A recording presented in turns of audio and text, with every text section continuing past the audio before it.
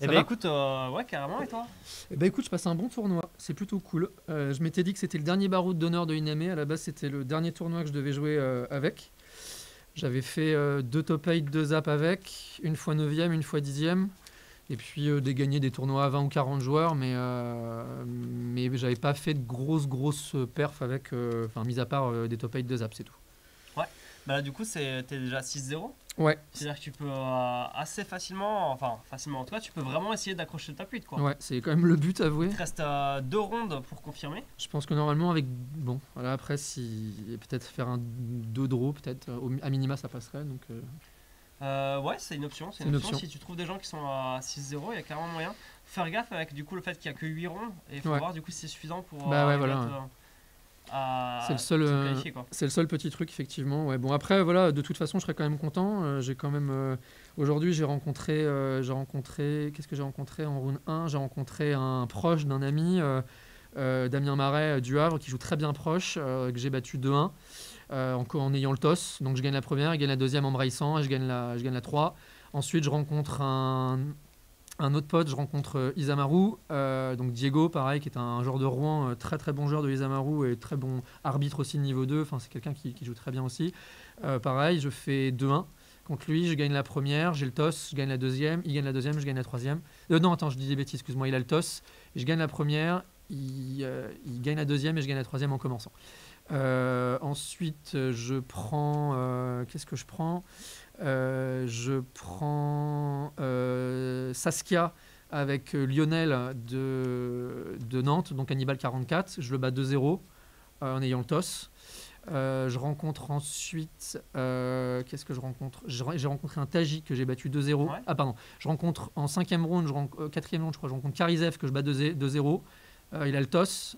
J'ai 2 anti-bêtes qui font le taf. Et puis après, Liliana et Démonique Tutor vont chercher l'acte de la mort. Et là, je pars en combo. Ok. Voilà. Et puis après, je rencontre Tajik en 5ème round. Je gagne 2-0 aussi. J'ai le toss. J'ai un petit anti-bet qui le retarde. Et puis après, je fais un Grim Tutor qui va chercher Messe Noire et puis Iname T4. Et j'ai voilà, et puis j'ai Mort-Vivante T5. Donc voilà. Et du coup Iname Chum Block.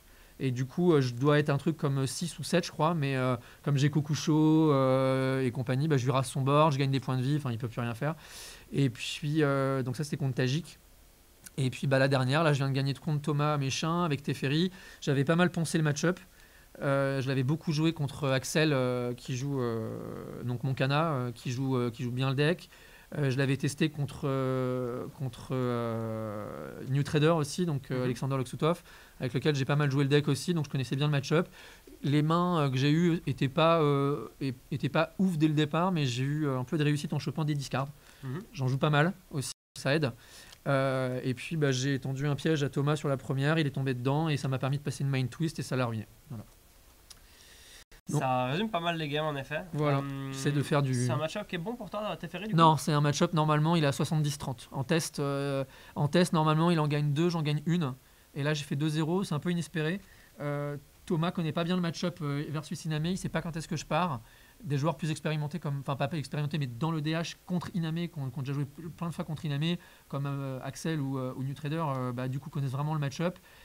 Thomas l'a joué Iname pendant 2 ans, mais le build a vachement changé, il est beaucoup plus explosif alors qu'avant il était beaucoup plus contrôle, et donc du coup il est resté quand même sur cette ancienne version là, et effectivement bah, de toute façon il a été obligé de contrer mon Animate Dead sur celui qui a faim, sinon de toute façon je lui défaussais sa main avec les esprits qui revenaient, donc bon, je t'avouerais que qu'il me le contre, ça me gênait beaucoup moins, je voulais lui passer la main twist. D'accord, nous on était un peu étonnés justement de la ligne en stream parce qu'à un moment il avait Manalik pour ton Iname et il choisit à la place d'aller tutoriser High Tide. Et du coup on s'est demandé ce qu'il avait prévu, s'il voulait faire High Tide into Teferi, into Somijin en main, quoi. C'est ce qu'il voulait faire. Mais ouais. c'est vrai que ça s'est pas concrétisé derrière. Non, c'est ce qu'il voulait faire et en fait il voulait passer Iname et en fait s'il m'avait contré Iname, ça m'aurait retardé d'un tour. Mais par contre lui, j'avais une discard après je crois, il me semble. Et du coup, même s'il était parti chercher High Tide, j'aurais éventuellement pu le discard. Mais de toute façon, j'avais de quoi réanimer Iname. Donc je l'aurais mis au grave. Et de toute façon, je l'aurais réanimé avec un sort de réanimation. Donc de toute façon, c'était le plan. Je voulais au pire qu'il le contre. Et même s'il le contrait une fois, en fait, le plan avec Iname contre contrôle, c'est tu castes Iname une fois, il le contre, tu castes Iname 2 fois en craquant un truc, et s'il le recontre, tu le mets au cimetière et t'attends les réanimations et qu'ils arrivent. Et du coup, après, si t'en as une ou deux en main, ce qui arrive très fréquemment, en général, tu peux arriver à passer Iname et dans le tour, celui qui a faim et contre-contrôle avec tous les esprits qui reviennent, il peut pas revenir, quoi. Ouais, c'est vrai, c'est vraiment ça quoi. Puis pour le coup, il a pas du tout réussi à tracer. À chaque fois, il avait pas Non. tous les morceaux de sa combo. C'est là où j'ai l'impression que tu avais. Enfin, Iname avec ton général en final en command zone, tu as une capacité à être juste solide en fait sur Ouais. tes appuis qui est assez phénoménale. En fait, le général en soi est pas bon. Ça, en fait, c'est une 4-4 pour 6 qui a pas de pouvoir. D'ailleurs, je trouve que la carte est complètement loupée. Sur la carte, elle a des ailes, elle devrait à minima voler, voire avoir des touch pour un esprit. Enfin, je pensais que franchement, ça me paraissait vraiment le minima. C'est juste une 4-4 pour 6 qui n'a pas de capacité mise à part mettre des trucs au grave. Donc foncièrement, la carte est pas dingue. Mais c'est vrai qu'il y a beaucoup d'interactions. Et aujourd'hui, j'ai fait une game contre Karizev où j'ai même pas tué à la réanimation. J'ai joué juste avec la récursivité des bêtes, à savoir Krovikan Aurore qui met des pings de loin. Donc en fait, je temporisais quand lui il avait des bêtes en face. Je chum bloquais avec des 1-1, voire avec des 2-2 ou des 3-2. Et par exemple, celui qui a faim contre Karizev, c'est avec Kokusho, c'est l'arme de dingue parce qu'en fait, une fois que celui qui a faim est sur table, avec les esprits, en fait, tu vas défausser les blasts de Karizev. Et donc, du coup, deux cartes qui font 7 points. Au final, il se retrouve avec Furien en main. Et donc, toi, après, tu as juste à chum bloquer, à temporiser un peu. Et comme de toute façon, tu as beaucoup plus de récursivité que lui, après, ça fait la game. En fait, tu as le late game quoi qu'il arrive. Donc Ouais. dès que tu peux commencer à lui défausser T'as ses le blasts. late. De toute façon, avec Iname, tu as toujours le late game parce qu'une fois que tu as passé Iname, les esprits en fait vont toujours soit revenir avec le 1-1 distorsion, tu vas pouvoir payer avec Krovikan, donc mettre 1, les fetch qui font revenir Bloodjust. Du coup, tu vas pouvoir repayer refaire venir un truc. Et dans le tour, tu es facilement à distance, tu peux mettre 4-5 points tranquille. Ok. Donc c'est un bon plan. Et par exemple, même avec un truc comme Exhaustion, par exemple, il aurait eu Exhaustion là en fin de game au lieu de Gigatorpor. Si tu veux, aujourd'hui, j'avais pas tous les mana untap. Donc en fait, ça m'aurait fait chier effectivement, mais j'ai toujours moyen de pinguer à distance avec Krovikan en fait.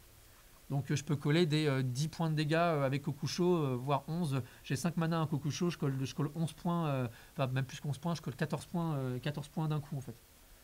Efficace. Ouais, et puis il y a ça aussi il y a ça vraiment ça c'est vraiment deux trucs qui sont. Orobi Kuro. Ouais, Orobi Kuro c'est vraiment cool, mais en fait c'est ce qui fait aussi l'explosivité du deck, c'est que on peut jouer Kuro et Shallow Grave et Vengeance de Goryo.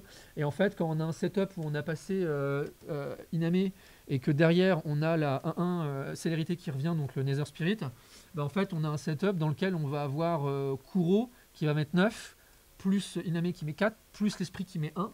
Donc en fait on va mettre 14 PV pour que le mec ait fait un ou deux fetch. Tu peux raser des trucs sur. Et en plus, c'est-à-dire qu'en plus de lui avoir mis 14, tu lui rases son board. Efficace. C'est plutôt efficace, ouais, effectivement. Alors tu te vois comment justement avec Iname dans ce tournoi toi? Moi déjà l'objectif en fait c'était de faire top 8. Je voulais montrer qu'avec en fait moi mon plaisir c'est toujours de jouer des decks à la con, c'est-à-dire je jouais Discord à l'époque, j'avais fait pas de bêtises, je crois que j'avais fait 7-0 aux France avec un jeu sorti de l'espace, je jouais Nuages Mortels, des Plow Under, des Témoins Éternels, des Sakura Trivelder, des trucs comme ça. Et en fait c'était un jeu complètement hors format. Iname c'est un jeu qui est complètement hors format, qui est pas du tout tiers entre guillemets, mais quand tu connais les match-up tiers, les gens en fait savent pas jouer contre Iname parce qu'ils savent pas quand ça part, ils savent pas comment réagir au trigger, et en fait ils voient jamais les points venir. Donc en fait tu as un ascendant qui est quand même ouf, c'est la capacité de surprise. Et quand tu es sur un gros tournoi comme ça, tu as plein de joueurs qui jouent des bons decks, qui jouent des tiers decks, qui les jouent plutôt pas mal pour certains, mais le problème c'est que comme ils connaissent pas le match-up versus Iname, tu as un ascendant qui est énorme parce que toi tu connais le match-up alors que eux le connaissent pas. Ok, intéressant du coup. C'était plutôt le but. Et puis je voulais montrer aussi qu'avec un deck qu'on a poncé et qui est hors format, on peut arriver à faire un résultat qui est plutôt cool. Puis c'est là où c'est assez intéressant, c'est qu'il y a régulièrement en fait, des joueurs comme toi, comme la team Igitrog, comme certains joueurs en fait, qui sont là aujourd'hui, où ça fait un an qu'ils jouent le deck, c'est leur pet deck, ils sont super fans du deck, et ils arrivent, ils connaissent mieux les match-up, et il y a des gens qui vont dire ah machin un truc mieux, que dalle, je fais top 8, va te faire voir. En fait, c'est des questions de tempo. Par exemple, c'est des choix. Iname, c'est un deck qui demande énormément de choix. Des choix de tempo, par exemple, est-ce que tu vas décider de tuer sa bête plutôt que de faire un tutor? Est-ce que tu vas décider de de temporiser un peu, par exemple avec un Port Rishadan pour lui taper un land et ensuite avoir un autre land pour faire caillou qui va te permettre de garder Port Rishadan et du coup le mettre un petit peu dans l'espace au niveau de tempo. Tu as des Wastelands aussi qui permettent aussi de cutter un peu le mana adverse. Et en fait, ces deux cartes, par exemple Port Rishadan et Wasteland, dans Iname qui sont, moi je trouve primordiales parce que notamment contre bleu ou contre des decks multicolores, ça va te permettre de cutter une couleur. Notamment contre Saskia, j'ai fait une game contre Saskia où je lui ai, la une, je lui fais Wasteland tour 1 et j'ai des cailloux en main donc de toute façon je sais que je vais le racer. Sauf que Saskia il a besoin de colorer et puis après à la round 2, je lui fais Port Rishadan. Du coup ça le met hors tempo. Je peux lui tuer une bête qui va me faire chier. Du coup Saskia il arrive pas T4 mais tour 5 voire tour 6 il a pas de land drop. Donc c'est des options de jeu qui vont te permettre d'acheter un petit peu de temps. Et puis de t'étaler. Et quand à un moment donné tu t'es étalé, Iname en fait son taf ça va être de passer le truc, éventuellement de faire un chum block, et puis après tu vas pouvoir chum blocker un petit peu, éventuellement en attendant une réanimation de masse, et c'est plutôt pas mal. Ok, donc au final, tu as même une option qui est moins rush, mais un peu plus justement tempo sur comment est-ce que tu gagnes du temps, le temps de Ouais. pouvoir placer ton. Alors en combo, fait tu quoi. peux gagner du temps avec contre deck aggro, voire des aggro contrôle, ou voire même un peu de contrôle, genre des caisses, etc. avec de la discard. Le but aussi c'est avec tes cailloux, s'ils décident de contrer les cailloux, t'es trop content parce que du coup toi ça va te permettre d'avoir un truc en moins sur Iname. Et quand arrive Iname, souvent tu as des sorts de réanimation en main qui vont faire qu'une fois qu'il va être mis au grave, il va pas pouvoir tout contrer foncièrement. Donc voilà. Ensuite, il y a eu des ajouts un peu de dernière minute où j'ai cuté, Night Whisper parce que j'avais peur des decks trop aggro, genre les Karizev, les Tajik, Ouais. les Saskia, Et il y en a un etc. paquet. Et j'ai eu raison. Et en fait, je l'ai pas touché de la game. Enfin, je l'ai pas touché de toutes les games. Mais j'ai mis Nil Spellbomb. Et Nil Spellbomb, en fait, permet contre Gitrog ou contre caisses qui très bien joué, qui peut te mettre un peu dans l'espace des fois. Ou contre Gitrog, par exemple, quand Gitrog te fait des trucs un peu récursifs, tu vas chercher Nil Spellbomb et en fait, ça va un peu le mettre dans l'espace, il va pas forcément le voir venir. Et en plus, ça se remplace dans des match-ups qui servent à rien, c'est un cantrip. Donc au final, tu l'as mis tour 1, tour 2, tu as posé un caillou, tu l'as craqué. Bon, Ça peut toujours embêter le mec sur son Snapcaster, sur autre chose. c'est ça peut empeler un mec sur Snapcaster. Et puis j'avais vu un deck aussi, un Team Latracios qui avait bien perfait en utilisant des trucs genre Karmic Druid et compagnie, Karmic Guide et compagnie. Et il faut savoir que dans la version initiale de Iname, il y avait Bojuka Bog. Le problème de Bojuka Bog, c'est que ça arrive en jeu tapé. Dans Iname, c'est ultra mauvais parce que le fait d'arriver tapé, ça te permet pas d'être explosif.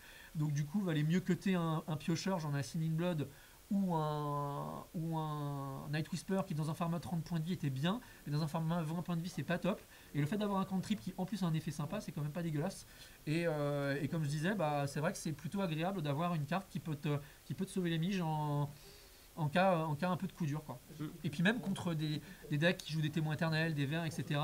Des gens qui jouent des renégés de rallieurs, des trucs comme ça, ça va te virer des sombres, ça va te virer des trucs. Ouais. Enfin, ça fait toujours le taf en fait, ça fait toujours un petit taf. Bah, tu parlais de tempo et justement face à Steam Combo, face à Gitrog, etc. Ça te permet de gagner du temps Ouais, ou ça permet- d'acheter ce qui va te permettre de souffler, quoi. Ça permet d'avoir du temps, mais Gitrog c'est un match-up qui est très difficile. Quand tu joues contre des gens comme Adrien par exemple, donc sous la Sony, qui connaissent extrêmement bien le deck, quand tu joues Martial par exemple de Nantes, c'est des gens qui connaissent extrêmement bien le match-up, enfin qui connaissent bien les match-up un peu combo et compagnie, et ils connaissent extrêmement bien le deck Gitrog, et contre Gitrog, si t'as pas un peu de discard pareil bien placé, tu peux vite t'empaler sur un Glacial Chasm, tu peux vite t'empaler sur un Bojuka Bog qui va aller chercher son Crop Rotation. C'est un deck, faut pas hésiter à mulliganer contre Gitrog, parce que des mains middle peuvent faire en sorte qu'il s'installe et au final tu vas te retrouver dans un moment où si t'as pas tué par exemple Gitrog à son upkeep pour qu'il pète son land,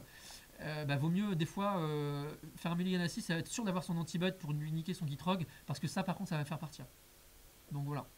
Mais en soi après il y a des réponses, mais par contre le match-up est pas du tout positif pour Iname, ça faut le savoir. Les deux match-up normalement qui sont pas positifs pour Iname, c'est Gitrog et de base en tout cas Gitrog et Teferi. Après quand tu as un petit peu de réussite etc et que tu connais bien les match-ups tu peux t'en sortir, mais c'est des match-ups qui sont très très compliqués. Ok.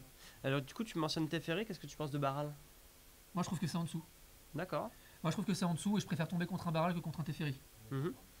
Parce que Baral j'ai des anti-bêtes et qu'en fait Teferi la problématique c'est que j'ai pas de moyen de le gérer. Ouais. Alors que Baral en fait j'ai des anti-bêtes qui vont être rentabilisés. Donc du coup ça peut le mettre hors tempo. La problématique de Teferi c'est que tout de suite quand il arrive il a un effet, il détape 4 landes, il peut éventuellement faire un truc derrière. Avec High Tide ça devient vraiment n'importe quoi, il pioche. Alors ouais Baral il filtre, Mais je trouve que Teferi c'est tellement au-dessus, mais vraiment tellement au-dessus de Barral. Il y a vraiment des armes et puis pareil, Barral, bah, enfin, c'est un paratonnerre à bolt quoi. Donc je trouve que c'est en dessous moi. Bah, en tout cas, c'est vraiment la problématique où dans Teferi, on a vraiment le côté où on joue Emrakul, Snapcaster et la nouvelle A3 qui va chercher un éphémère rituel à 2 ou moins. Ouais. Et du coup, quoi qu'il arrive, on n'a aucune cible intéressante pour des anti-bêtes. Je sais pas si après les rounds ou pas. Normalement, ils nous préviennent. Ok. Euh, Mais ouais, je trouve que vraiment Teferi. De toute façon, honnêtement, aujourd'hui les tier decks, enfin très clairement, moi je trouve que c'est vraiment Teferi, Timnatracios et Gitrog. Pour moi, c'est les 3 vraiment gros decks parce que Timna, tu peux vraiment le jouer en mode combo et que c'est tellement régulier, tellement fort. Enfin, c'est vraiment génial. Gitrog est un vrai bon deck aussi quand il est bien maîtrisé. Teferi, des fois, ça roule tout seul. Après, il y a des decks qui sont un petit peu en dessous, je trouve. Bon, même si Barral c'est très bon, etc. Tu vas avoir des Barral, des Tajik. Tajik, faut pas le sous-estimer. Ça met des grosses patates. Il y a Saskia qui est pas mal, même si ça n'a pas réussi à beaucoup de gens aujourd'hui. Après, il y a des decks qui pour moi sont sous-exploités. Tu prends Atraxa par exemple, un bon Atraxa Control. Aujourd'hui, c'est tellement sous-exploité. Je trouve qu'un mec qui a fait une bonne liste, de toute façon, je passe pas. Enfin, moi, très clairement, un Atraxa Control, full contre, un peu de discard et avec des bons arpenteurs et compagnie, mais je passe pas. Et puis en plus, c'est ça la difficulté. C'est pour ça que je suis étonné quand je vois un Saskia très tap out. Parce que Saskia, t'as vraiment le côté où le général tout seul va mettre un stop à aggro tellement que Stima, il y a des listes qui swap sur Atraxa face à Saskia en fait. C'est ça. Même s'ils n'ont pas de contre. Et alors là, tu as un barrage de contre derrière. Et en effet, ça veut dire qu'aggro, tu lui mets un stop direct avec une bête qui est grosse, qui est dure à gérer. Elle est noire, elle a 4 d'endurance. Lien de vie, elle vole et tout. Ouais. Et derrière, si tu as les bons arpenteurs qui vont avec, tu peux te permettre de jouer full contre. En fait, tu as vraiment le gros monstre à côté qui moi, je fait trouve le que taf. vraiment Atraxa c'est sous-estimé, c'est sous-joué parce que les gens n'ont pas fait forcément des bonnes listes. Après, c'est un deck qui coûte très cher aussi parce qu'il y a beaucoup de Bien sûr, bilans, il y a des grosses cartes, etc. C'est un deck qui coûte excessivement cher. Mais je trouve que c'est un deck qui est sous-exploité, je pense. Tout comme Sai, top tier, hein, par exemple, aujourd'hui, il y a des gens qui sont venus avec Sai. Je trouve que c'est un général qui est ultra bon. Qui est vraiment très bien. Il faut encore poncer les listes. Les deck builds sont Ouais, très il bien. faudra qu'on voit où on est à Moondust, mais il est au tableau dernière nouvelle. On a eu. Ouais, il est à 5 et 1 draw, donc il est encore éligible pour passer en feature table. Ouais. Et on a eu Julien malheureusement qui a perdu en feature table. Ouais, je pareil, ouais. Mais c'est vrai que ça avait l'air extrêmement explosif avec beaucoup de possibilités quoi. Ça a beaucoup de possibilités, ça a des comptes, ça a de la pioche, ça a de la récursivité, ça a des plans différents. Il y a des mini-combos, il y a opposition, il y a orbe de l'hiver. Enfin, franchement, ça fait des Tangle trucs. Warrior, ouais. Tangle Warrior. Pas mal de trucs. Et par exemple, il jouait Chief Engineer et Taku il se retrouve à avoir 7 mana sur table au tour 3 quoi. Ah ouais, C'est une rapidité. moi je trouve que c'est excessivement rapide, c'est très bien. Je sais que moi dans les tests que j'ai fait c'est 50-50. J'ai des anti-bêtes qui font chier Sai. Donc même s'il met un ou deux top terre, c'est pas trop dérangeant. J'ai des Vras. Et puis c'est pas des artefacts qui vont me coller. En fait, si tu veux, c'est un deck de mid-game, un peu plus late-game Sai. C'est vrai que c'est explosif, il va s'étaler. Mais finalement, moi, un deck qui s'étale, ça me pose pas trop de problèmes. Ce qui va me poser problème, c'est des decks très explosifs ou des combos-like. Donc voilà. Mais je suis content du Baroud, comment on dit, du Baroud d'honneur de Iname. C'est vraiment un deck qui est très agréable à jouer avec des bonnes synergies. Je sais que j'ai un arbitre là qui est tombé amoureux de Iname et du coup il l'a monté en me disant que vraiment la liste était vraiment très cool. Et moi, par rapport à ce que je jouais il y a quelques années encore, et quand on le jouait avec Moondust par exemple, dans lequel il a gagné un gros tournoi avec, et dans lequel avec Evergreen aussi on l'avait buildé dès le départ. C'est vrai, les origines du deck, ça remonte à un petit peu de temps. Evergreen a commencé à le build. Moondust l'a un peu poncé, moi je l'ai poncé aussi. Et puis on a vraiment essayé de développer le truc. Et là, je suis arrivé moi à une liste qui est plus explosive que celle qui était jouée avant, parce qu'avant la liste n'était pas bonne. Elle jouait trop de Vras, elle jouait des piocheurs à deux qui n'étaient pas top, etc. Et là, elle est plus explosive, mais elle garde quand même une petite damnation et un déluge toxique pour gérer. Elle va garder un misérable banquet pour une bête à 1. Elle va garder Fatal Push, droit à la gorge et puis Price of Fame, qui sont vraiment les one-shots d'anti-bet. Heroes Don't Fall qui fait le taf sur un arpenteur, qui est versatile pour le coup. Et au final voilà, c'est pas mal. Après, j'ai hésité aussi à mettre Needle par rapport à Yuriko Teferi. Ouais, alors Yuriko Teferi, et Needle aurait remplacé éventuellement Nils Pelbon. Ouais, ok. Parce que- dans ce slot justement de qu'est-ce que j'ai face à des decks un Ouais, petit peu, ouais, ouais. Et en fait, je pense que face à Gitrog aussi, je dis pas de bêtises, je crois que ça doit marcher sur ce qu'on a de ressources. Non, non, non, parce qu'en Non, ça marche pas. en fait, c'est Révocateur Firection qui fonctionne. Parce qu'en fait, Mm. on peut nommer ce qu'on veut, mais Ping Needle, ça empêche une capacité C'est ça, activée ok. qui n'est pas une capacité de mana. Voilà. Donc c'est pour ça que ça m'avait pas semblé si fort que ça, et j'avais trouvé que c'est bien ce qui me semblait, et du coup j'avais trouvé que Nils Spellbomb était plus efficace dans l'absolu, Mm. et qu'au final, une fois que tu l'avais mis, bah, Gitrog était obligé de tourner autour. Ah.